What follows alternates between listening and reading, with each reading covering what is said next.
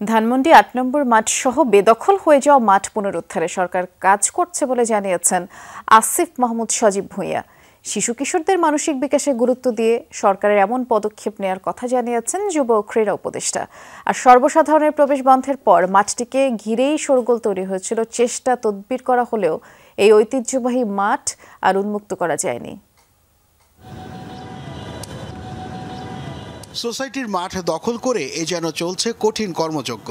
শিশু কিশোরদের প্রবেশাধিকার বন্ধ করে ধানমন্ডি ৮ নম্বরে ঐতিহ্যবাহী মাঠটি পরিণত হয়েছে স্পোর্টস কমপ্লেক্সে, যেখানে ক্রিকেট ফুটবলের পাশাপাশি রয়েছে বাস্কেটবল ও টেনিস কমপ্লেক্স। যথেষ্ট সুযোগ থাকলেও কেবল টাকার বিনিময়ে মিলবে এখানে খেলাধুলার অনুমতি। ঢাকা দক্ষিণ সিটি কর্পোরেশনের মাঠে আওয়ামী লীগের ক্ষমতায় আসার পর শেখ জামালের বন্ধু পরিচয়ে তা দখল করে নেন মঞ্জুর কাদের। নাম দেন শেখ জামাল ধানমন্ডি ক্লাব। জুলাই বিপ্লবে ছাত্র জনতার প্রতিরোধে নাম পাল্টালেও বদলায়নি মাঠের দৃশ্যপট।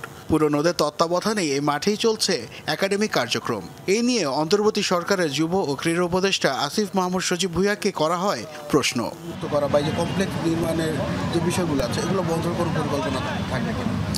এটা আমি অবশ্যই দেখব যে ধানমন্ডি ক্লাবের বিষয়টা কি বা অন্যান্য ক্ষেত্রেও সিটি কর্পোরেশনের মাধ্যমে এই মাঠগুলো আমরা পুনরুদ্ধার করব যেগুলো দখল হয়ে গেছে, এবং বাকি মাঠগুলোকেও যথাযথ সংস্কারের মাধ্যমে খেলাধুলার উপযোগী করে গড়ে তুলব।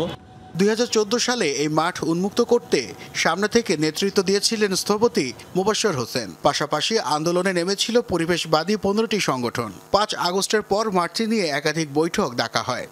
মঞ্জুর কাদের সেই সময় বলেছিলেন যে মাঠটা যদি উন্মুক্ত করে দেয় তাহলে টোকায় আসবে। ঠিক একই ভাষায় আমাদের ধানমন্ডিবাসী আবার তারা বললেন যে তারা এই টোকায়ের খেলার জন্য এই মাঠটা তারা উন্মুক্ত করে দিতে পারে। সোসাইটির ইন্টারেস্টও সেটা, যে এটাকে যদি আমরা দখলে আনতে পারি, এটাকে আমাদের ম্যানেজমেন্ট রাখতে পারি, তাহলে আমাদের একটা another feather in the crown, যে অ্যাড হবে যে আমাদের কন্ট্রোলে এটাও আছে।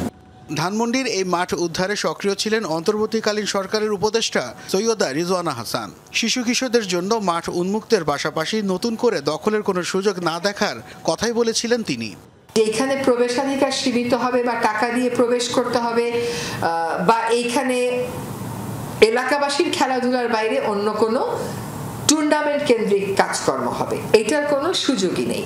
প্রশ্ন হচ্ছে, প্রভাবশালীদের বলয় থেকে শেষ পর্যন্ত কি সাধারণের জন্য উন্মুক্ত করা সম্ভব হবে এই ধানমন্ডি ৮ নম্বর মাঠ?